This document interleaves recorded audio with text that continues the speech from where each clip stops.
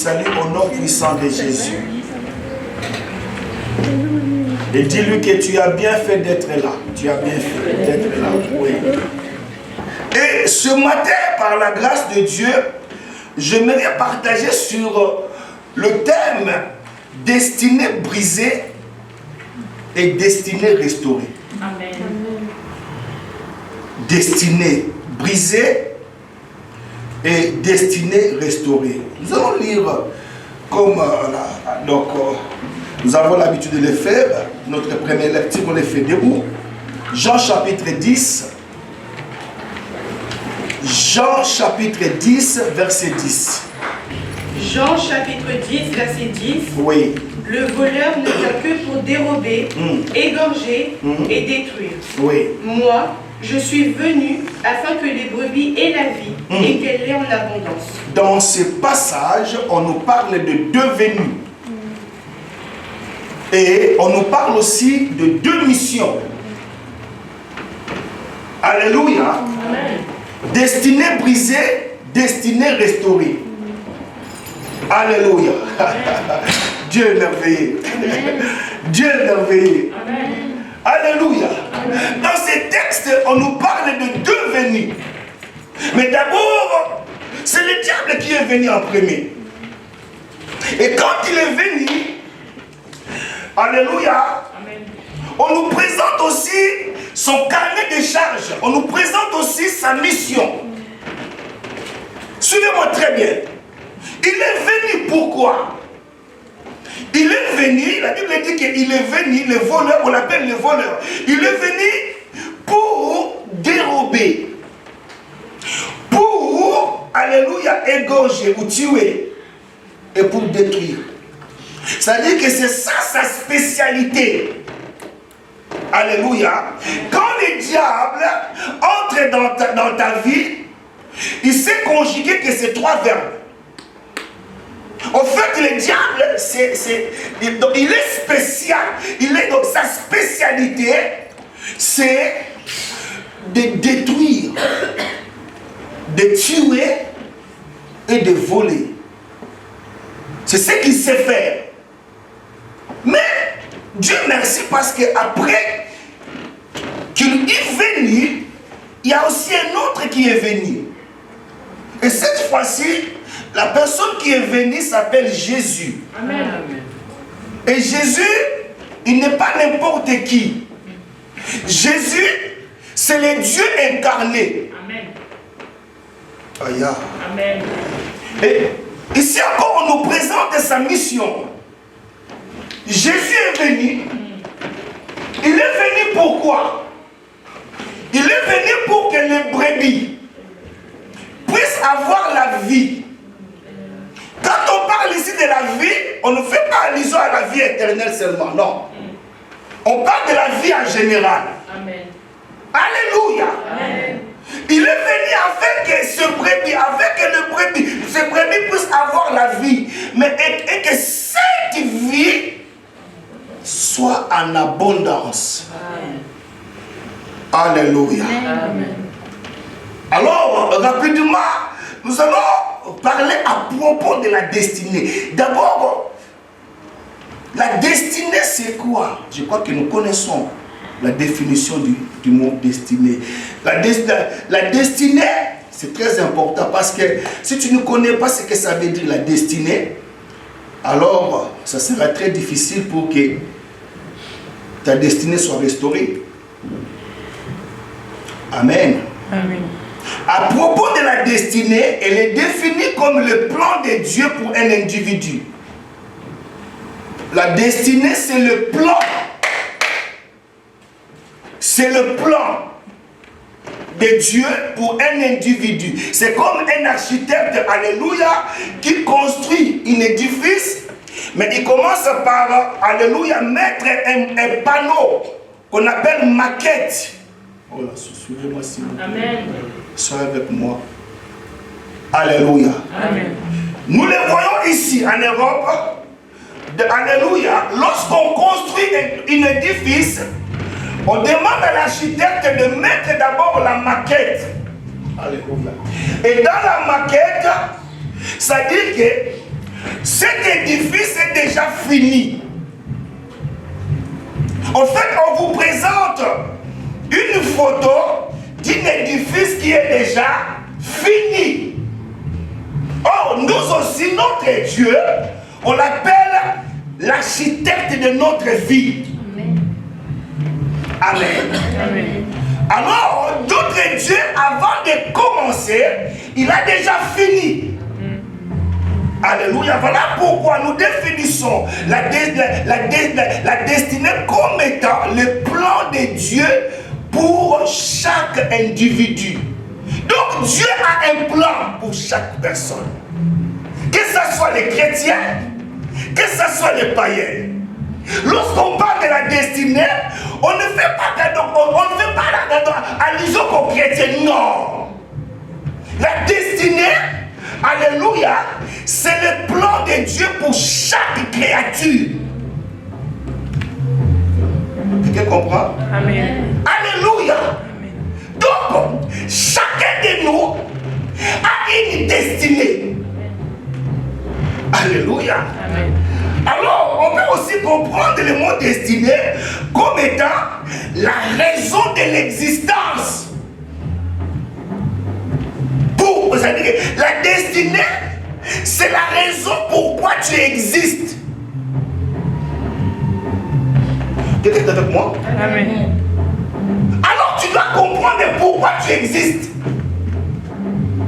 Moi j'ai compris, Maman Manzambi, que Dieu m'a envoyé, c'est pour prêcher l'évangile.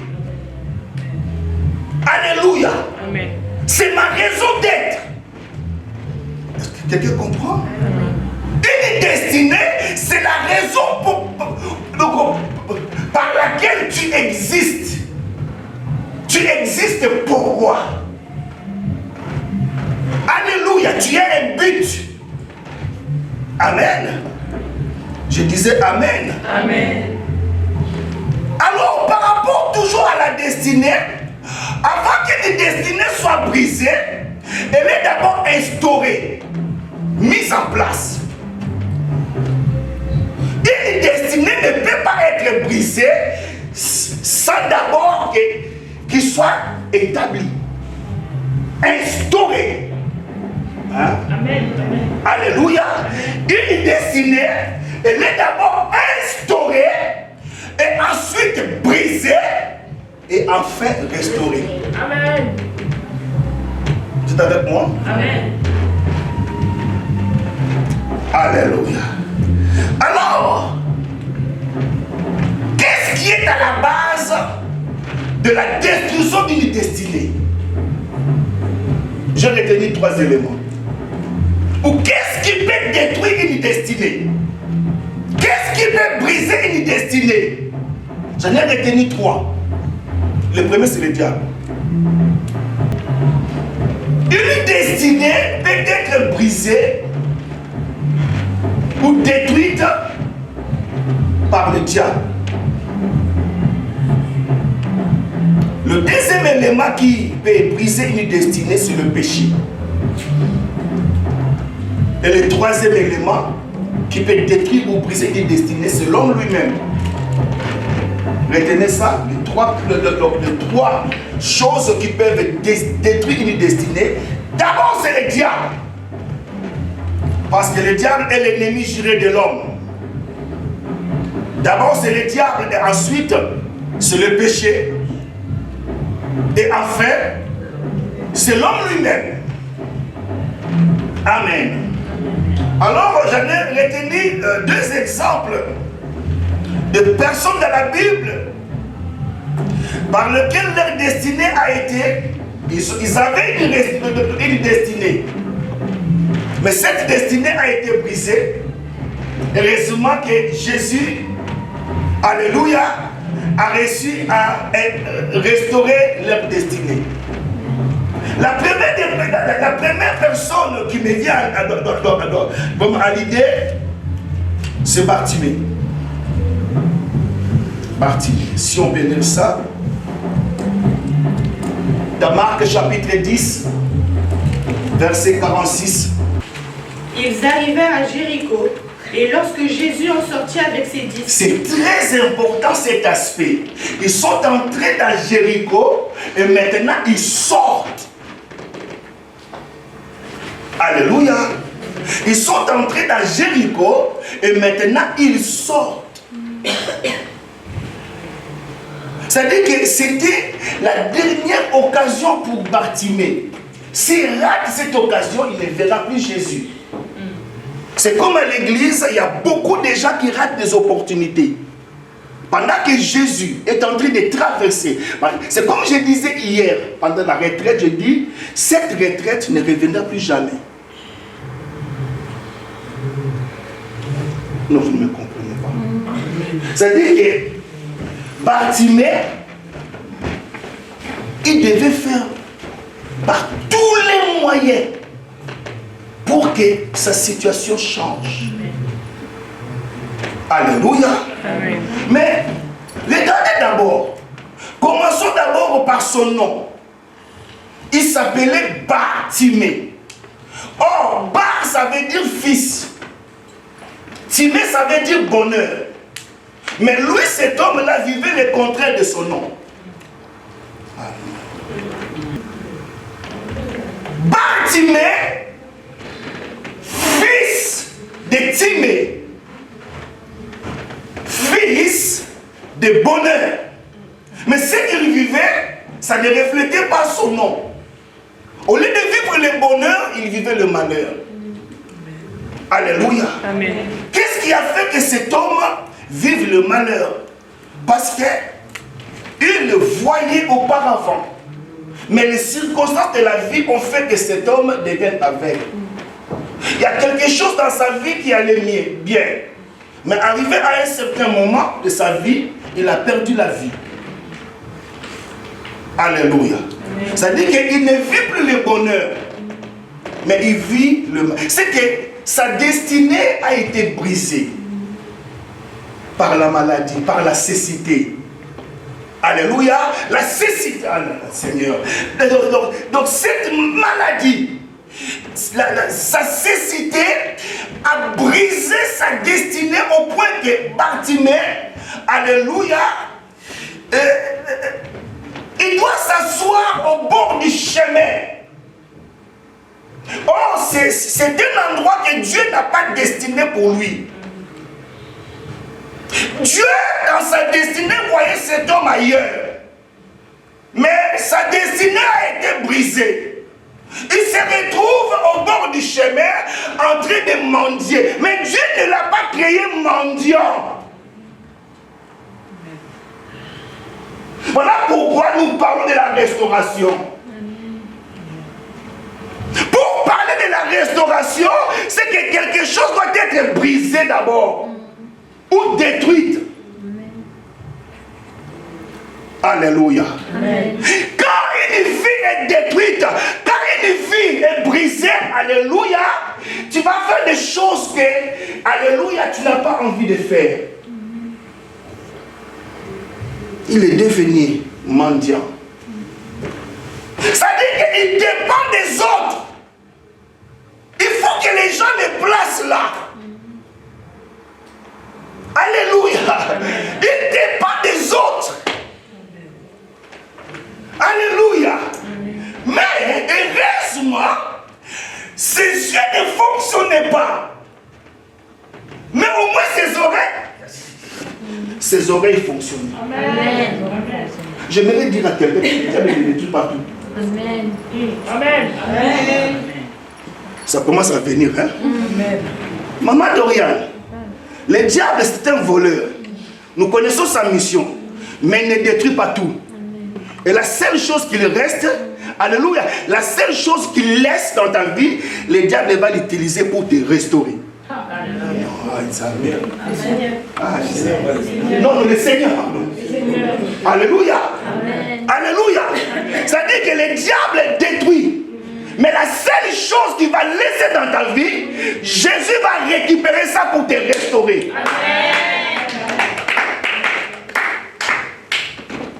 Alors, ne te fais pas ce qui ne marche pas dans ta vie. Cherche ce qui marche. Amen. Amen. Ce qui ne marche pas, ne marche pas. Mais cherche ce qui marche dans ta vie, Caleb. Dans les cas de partie, mais ses yeux ne fonctionnaient pas. Moi, ses oreilles fonctionnaient.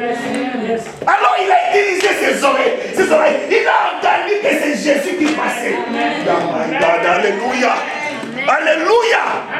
Il a entendu que c'est Jésus de Nazareth qui passait. Or, c'est Jésus là, il est entré à Jéricho et il sortait. C'était sa dernière chance. Amen. Sa dernière occasion. Alors il s'est mis, Papa Georges, à crier. Quand il s'est mis à crier, quand une destinée est brisée, ce qu'on doit faire, c'est de crier.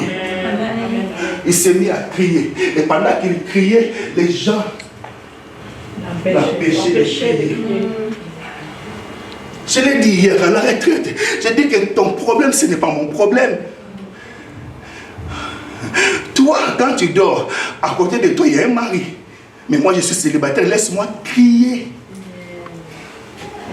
Toi, tu es en bonne santé. Alléluia. Mais moi, quand je rentre, je suis malade. Laisse-moi crier. On n'a pas les mêmes problèmes. Alléluia. Alléluia. Alléluia. Toi, tu es véhiculé, mais moi, je suis piéton. Laisse-moi prier. Toi, tu as les titres de séjour, mais moi, je n'en ai pas. Si je rapporte la police, on peut me refouler. Laisse-moi prier. Or, la Bible dit qu'au jour où j'écris, mes ennemis reculent. Il s'est mis à crier, fils de David. Aie pitié de moi. Fils de David, ma destinée est brisée. Alléluia. Vous savez, il y a des cris et des cris. Mais il faut arriver à un cri qui va faire arrêter Jésus. Amen. Il y a des cris qu'il faut arrêter Jésus. Alléluia. Non, je dis qu'il y a des cris qu'il faut arrêter Jésus. Parce que Jésus, il sortait de Jéricho. Mais à cause des cris, il s'est arrêté. C'est arrêté. Il dit qu'il n'a pas bima boyété. Alléluia. Alléluia. Et Jésus, il dit appelle-les. Appelle-les. Et quand on l'appelle là, Jésus lui pose la question, sachant bien qu'il est aveugle. Alléluia. Que veux-tu que je te fasse? Bartimée. Je l'ai dit à la retraite, son vrai besoin, maman Nadine, ce n'est pas le salut, c'est la vie. Bartimée répond à Jésus, Seigneur, je ne t'ai pas né aveugle, je l'ai devenu. Je ne sais pas qui m'a envoûté. Alléluia. Amen. Mais j'aimerais retrouver ma vie. J'aimerais recouvrir la vie. Seigneur, fais en sorte que ce qui n'allait pas commence à fonctionner. Oh, Yahweh. Quelle que soit la raison pour laquelle ta destinée a été brisée, mais j'ai une bonne nouvelle pour toi. Elle peut être aussi restaurée. Amen. Regarde ta façon de répondre. Amen. Amen. Même les anges disent que Amen. Alléluia. Amen.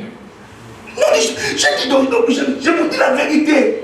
Nous avons un Dieu qui est, alléluia, qui est capable de restaurer. On l'appelle le réparateur de brèches. Alléluia. Amen. Il est capable de rebâtir sur les anciennes ruines. Amen. Alléluia. Amen. Alléluia. Amen. Rabbi lui répondit la veine que je recouvre la vie. Alors Jésus lui dit, va. Va. Oh. Oh. Il y a quelque chose qui me dérange ici, papa. Papa Hervé, Jésus ne dit pas qu'il recouvre la vie, non, il dit va. Moi j'ai demandé autre chose, tu me donnes autre chose. Vous avez lui il demande que je recouvre la vie. Normalement Jésus devait lui dire que non, recouvre la vie. Alléluia. Mais il lui dit va. Ta foi. Il ne dit pas ta foi t'a guéri. Ta foi t'a sauvé. Et là où il est parti, il a retrouvé la vie. Amen. Alléluia. Alléluia. Amen. La deuxième personne que je voulais vous parler, alléluia, c'est un frère. Marc chapitre 5. Sa vie a été détruite. Sa destinée a été brisée. Le diable est mauvais. Non, je dis que le diable est mauvais. Si le mauvais, Dieu est bon. Amen. Si le diable est mauvais, Dieu il est bon. Amen. Alléluia. Amen. Marc chapitre 5. Je vais vous parler de ce frère-là. Mais ce frère-là avait un nom lorsque ses parents l'ont mis au monde. Mais sa situation a avalé son nom. Non, vous ne me suivez pas. Vous savez, alléluia, c'est-à-dire qu'on peut t'identifier par ta souffrance. Tu parles de qui? De cette femme-là qui ne met pas au monde. Son nom, ce n'est pas cette femme qui ne met pas au monde. Vous voyez, la souffrance, on peut identifier quelqu'un par sa souffrance. Or, cet homme avait un nom. Mais sa situation, alléluia, sa souffrance a avalé son identité, son nom. Et on les qualifie maintenant d'un fou. Mais est-ce que Dieu peut créer un fou? Est-ce que Dieu peut créer une personne fou? Non. Non. C'est que cet homme, alléluia, avait d'abord une destinée. C'est auquel Dieu l'a envoyé dans le monde. Pour la démontrer, s'il vous plaît. Amen.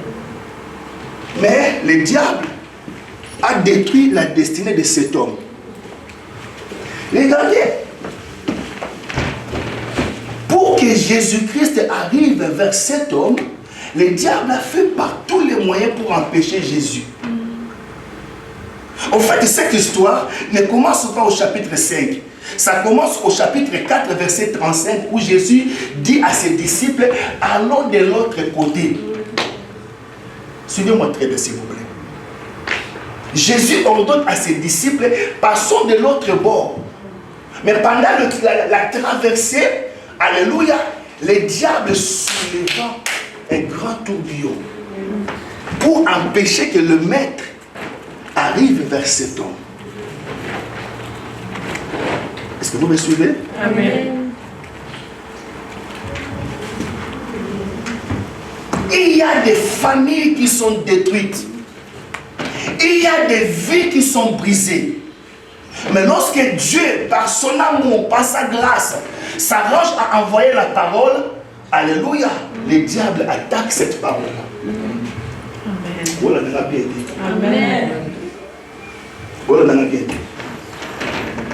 La Bible dit que dans leur souffrance, ils ont crié à Dieu. Dieu leur a envoyé la parole. Et la parole les a guéris. La parole les a délivrés. La parole les a sauvés. Et cette parole, c'est Jésus. Le diable a fait par tous les moyens pour que la parole incarnée n'arrive pas vers cet homme. Mais Jésus, étant Dieu, il est quand même arrivé. Dans quelqu'un, peu importe ta situation, Jésus viendra. Amen. Amen. Jésus viendra. Amen. Jésus arrivera, donc il arrivera vers toi, là où tu es. Alléluia. Oui, dans cette église, je vous dis et je vous garantis, alléluia, Dieu va te visiter. Amen. Vous savez, je vous dis la vérité, je suis du haut de la chair. Il y a beaucoup de gens, alléluia, leur destinée était liée dans cette église. Mais le diable les a fait changer. Le diable peut dévier une destinée. Oh, je vous dis la vérité. Je vous dis la vérité. Alléluia. La Bible dit qu'il s'éleva un grand tourbillon pour empêcher que Jésus atteigne cet homme. Mais le tourbillon a oublié que non, il a affaire avec le Créateur. Amen. Plus le diable élève un grand tourbillon, plus aussi Jésus amène un grand calme. Amen. Amen. Amen. Hein? La Bible dit quand Jésus s'étant réveillé, il menaça le vent et dit à la mer, c'est que dans la mer, alléluia, Jésus avait affaire avec des esprits. Il menaça le vent, il dit à la mer, silence, tais-toi. On fait taire quelqu'un, pas un objet. On fait taire une personne. On fait taire un esprit. Derrière chaque situation compliquée, il y a un esprit qui est derrière. Il est maintenant temps que nous puissions exercer notre autorité face à ces situations-là. Il menaça le vent. Il dit à la mer, silence, tais-toi. Après avoir dit ces choses, et la Bible dit qu'il y eut un grand calme. Hein? Parce que face à un grand tourbillon, il ne peut pas amener un petit calme.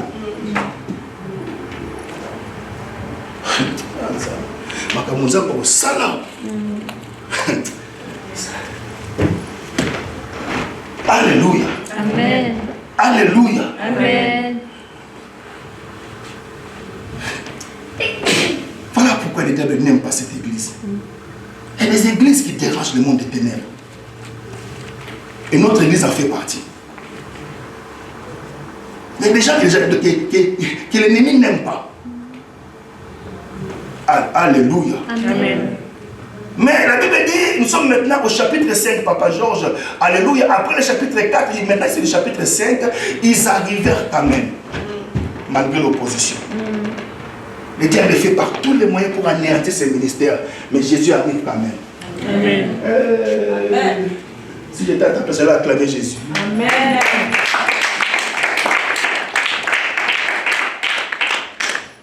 Alors, lorsqu'il arrive, il voit un homme, alléluia, qui n'est pas vraiment à sa place.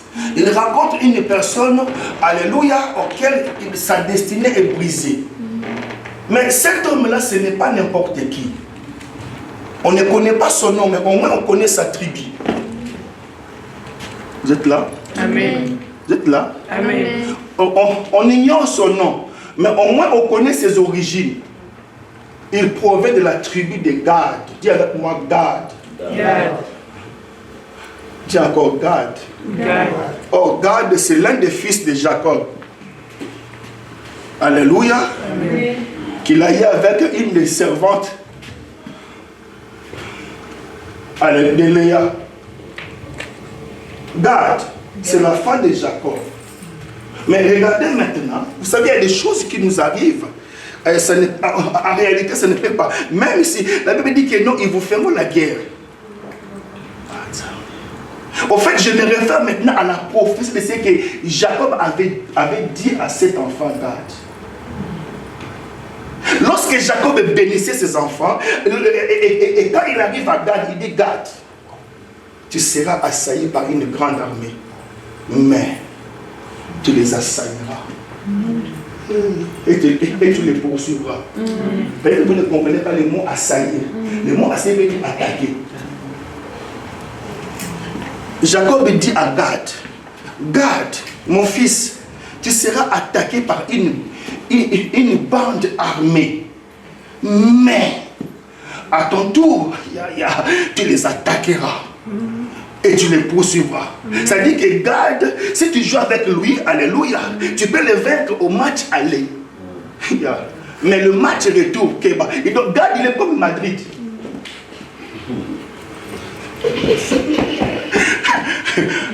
Gad, alléluia, tu peux le vaincre au match aller, mais le match retour, fais attention. Parce que c'est la prophétie venant de son père Jacob. Il dit, garde, tu seras attaqué par une bande armée. Mais, ça dit que la situation sera inversée. Bato tata kiyo, babundisa kiyo, yo obalo, bundisa ba. Ça c'est garde. Alléluia. Amen. Alors maintenant nous sommes au match aller. Alléluia. Garde, c'est le fou des Gadaréens. Quand on parle de Gadara, ça vient du garde. Les Gadaréens. Oh, garde, ce fou-là, il a une prophétie de son père. Il faut que la prophétie s'accomplisse. Il y a des gens que le diable ne peut pas toucher, même s'il touche. Alléluia. La situation finira par être inversée. Amen. Yeah. Amen. Yeah. Alléluia. Amen. Alléluia. Amen. Alléluia. C'est comme quelqu'un disait que non, mon Congo n'a pas beaucoup de ma déléguée. Afin de compte à Alléluia. Amen. Alors, garde. Il se retrouve maintenant que sa destinée est brisée. Sa destinée est détruite. Alléluia. Garde avant la restauration. Il habite dans le sépulcre. Est-ce que quelqu'un peut habiter dans le sépulcre? Non. Comment quelqu'un qui est vivant, mais vit parmi les morts? Le diable est mauvais, Papa Georges. Alléluia. Tu peux voir une personne bien habillée, avec même des mèches, mais son esprit dans le cimetière. Le diable est mauvais. Voilà pourquoi Jésus est venu. Amen. Il est venu pour que nous puissions avoir la vie. Amen. Et pour que cette vie aussi soit en abondance. Amen. Comment quelqu'un peut passer toute sa vie dans les sépulcres? Alléluia. Amen. Et il avait une force démoniaque. Personne ne pouvait le dompter. Là où il était même enchaîné, mais il brisait les chaînes. Alléluia. Amen. Mais la Bible dit qu'ayant vu Jésus, oh, ça me fait du bien. Il a vu Jésus arriver. Oh, j'aimerais dire à quelqu'un, peu importe ta situation, Jésus viendra jusqu'à toi. Amen. Hey, Jésus, que je prêche là, il arrivera jusqu'à toi, malgré les oppositions. Amen, amen, amen. Alléluia. Amen. Et lorsque Jésus arrive vers Gad, alléluia, l'esprit qui était dans Gad est venu se prosterner devant Jésus. Ça veut dire que les démons reconnaissent que non, celui qui est en face de lui, ce n'est pas n'importe qui. Celui qui est en face de lui, c'est le Créateur. Celui qui est en face de lui, c'est lui qui, alléluia, il est le maître de tout. Amen. Il est Dieu. Alléluia. Amen. Il reconnaît, c'est-à-dire que les démoniaques reconnaissent l'autorité de Jésus. Pourquoi se prosterne-t-il? Parce que la Bible dit que tout genou. Ah, vous n'êtes pas là. Hein? Tout genou fléchira. Je transpire pour rien. On met les anges et dit Guy, avance. Guy, avance. Papa, la Bible dit que tout genou. Les genoux dont on parle ici, ce n'est pas les genoux d'adoration. C'est les genoux de tes ennemis. Tout genou fléchira. Amen. Alléluia. Amen.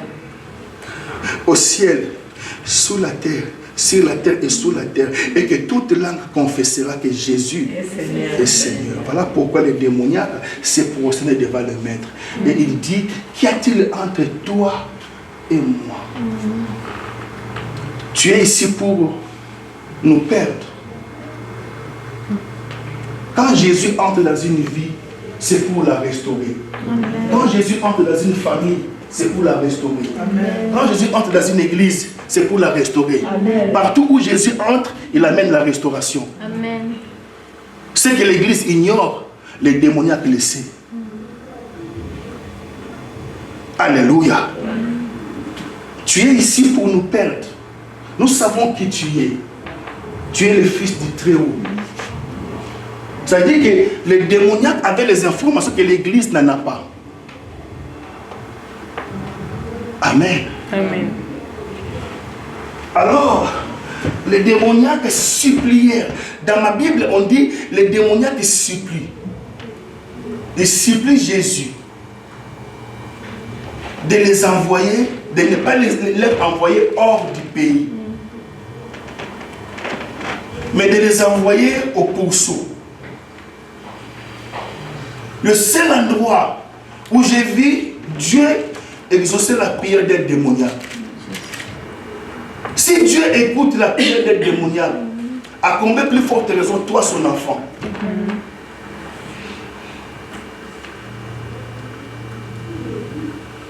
Il a écouté la prière des démoniaques. Et Jésus leur dit, allez au pourceau. Alléluia. Et maintenant, cet homme, alléluia, il était délivré. Qu'est-ce qui nous montre que sa vie a été restaurée? C'est les gens qui ont venu constater. Alléluia. Amen. La Bible dit ceci, nous sommes au verset 15. Ils vinrent auprès de Jésus et ils virent le démoniaque, celui qui avait eu la légion, assis, vêtu et dans son beau sang. C'est que sa situation a changé. Celui qui avait le démoniaque, les démons, il vint. Mais bien aimé, il faut que les gens, quand ils viennent à l'église, ils te trouvent que tu es restauré. Amen. Alléluia. Amen. C'est ce qui va constituer ton témoignage. Oh, est-ce que vous me suivez? Amen. Ils sont venus vers l'homme, mais ils le trouvent. Ils le trouvent assis, vêtu, et dans son bon sens. C'est que sa vie est restaurée. Amen. Mais alors les habitants de cette ville-là, ils ont regardé la personne qui était délivrée. Ils ont regardé les pourceaux. Ils chassent Jésus. Il dit, quitte notre vie. Non, parce que vous ne me suivez pas. Normalement, il devait être content de la délivrance de la personne. Mais au lieu qu'il soit content de la délivrance de cette personne qui a souffert toute sa vie, mais il s'intéresse au pourceau qui s'est noyé.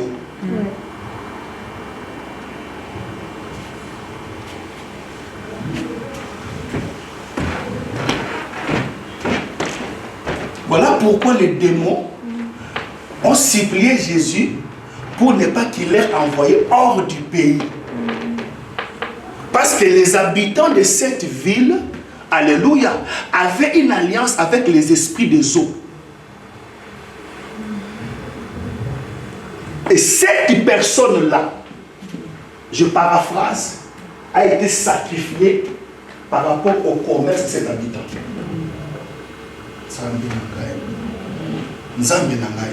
Voilà pourquoi, alléluia, oh Jésus, j'allais parler d'une chose là. Alléluia. Normalement, les habitants de la ville devaient se réjouir de la délivrance de cette personne. Mais ils chassent la personne. Normalement, ils devaient garder Jésus. Mais dis non, Jésus, ce que tu as fait, quitte notre ville. Tu es dangereux. Ça dit que tu es venu détruire notre commerce.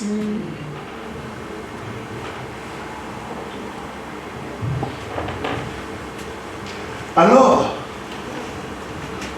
la destinée de cet homme, alléluia, Dieu l'a destiné pour qu'il soit un évangéliste puissant. À créer cet homme, Dieu a mis la destinée d'un évangéliste très puissant. Mais le diable a détruit sa destinée. Jésus-Christ est venu le restaurer. Maintenant, étant assis, vêtu, dans son bon sens, alléluia, ce que Jésus a fait dans sa vie, il voulait suivre le maître. Jésus, on les chasse, mais lui, il veut suivre Jésus. Alors Jésus dit non, ne me suis pas. Reste dans le village.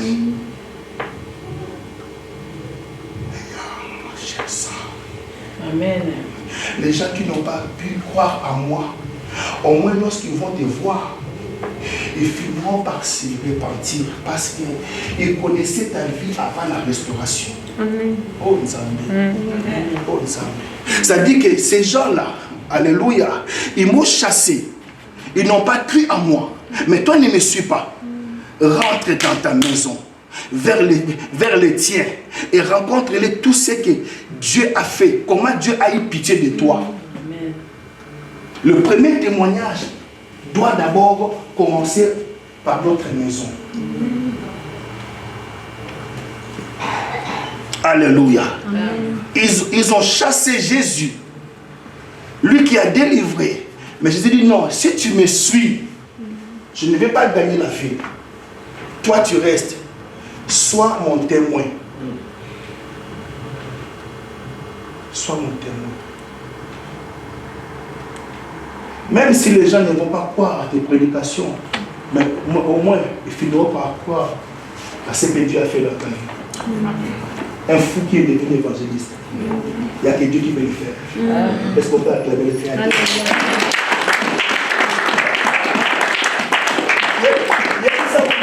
Il y a qui ça pour venir mater ici. Il y a qui ça mater ici dans mon tour. Il y a ça pour venir mater ici. Mater ici. Caleb, mater ici. Ici. Alléluia. Amen. Et quand il est parti pour évangéliser, il a prêché dans 10 villes. On appelle ça des capotes. 10 villes. Chancelleman, Torcy, Roissy-en-Brie. 10 villes. Que Jésus est Seigneur. Amen. Un fou qui est devenu évangéliste. Ah, Dieu va te restaurer. Amen. Inclinons nos têtes. Remercions le Seigneur. Merci Seigneur. Parce qu'il est le Dieu de restauration. Il est le Dieu de restauration. Il est le Dieu de restauration.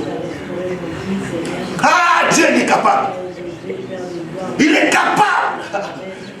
Peu importe ce qui a été détruit. Mais nous avons un Dieu qui restaure des vies. Il a restauré la vie de Bartimée. Lui qui était aveugle. Mais il a recouvert la vie. Il a restauré la vie de ces fous de Gadara. Ces Gadaréens. Il est devenu un grand évangéliste. Et la Bible dit que ce qu'il a fait hier, il peut le faire aussi aujourd'hui. Et ce qu'il fait aujourd'hui, il a aussi la possibilité de le refaire demain. Voilà pourquoi il est le même hier, aujourd'hui et pour toujours. Ne doutez pas à ce Dieu-là. Je dis que ne doutez pas à ce Dieu-là. Confiez-nous au Créateur. Amen, amen, amen. Il est capable. Amen. Nous prions un Dieu qui est capable. Amen. C'est la grâce. Et ce matin, reçois la grâce de Dieu. Amen. Dans ta vie. Amen. Amen, amen. Seigneur, merci pour ta parole. Seigneur, tu nous as encore dit que tu es dans cette église et tu es capable, Seigneur,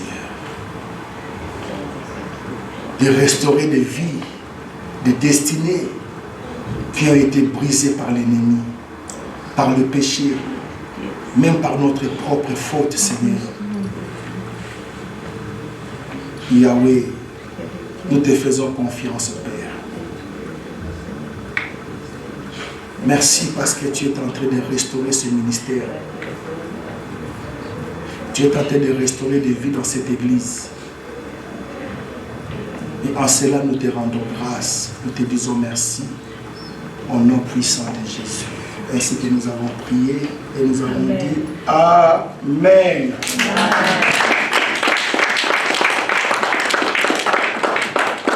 Quelqu'un a été béni ce matin. Amen. Est-ce que nous croyons à un Dieu qui restaure? Amen. Est-ce que nous croyons réellement à un Dieu qui restaure? Amen, amen, amen.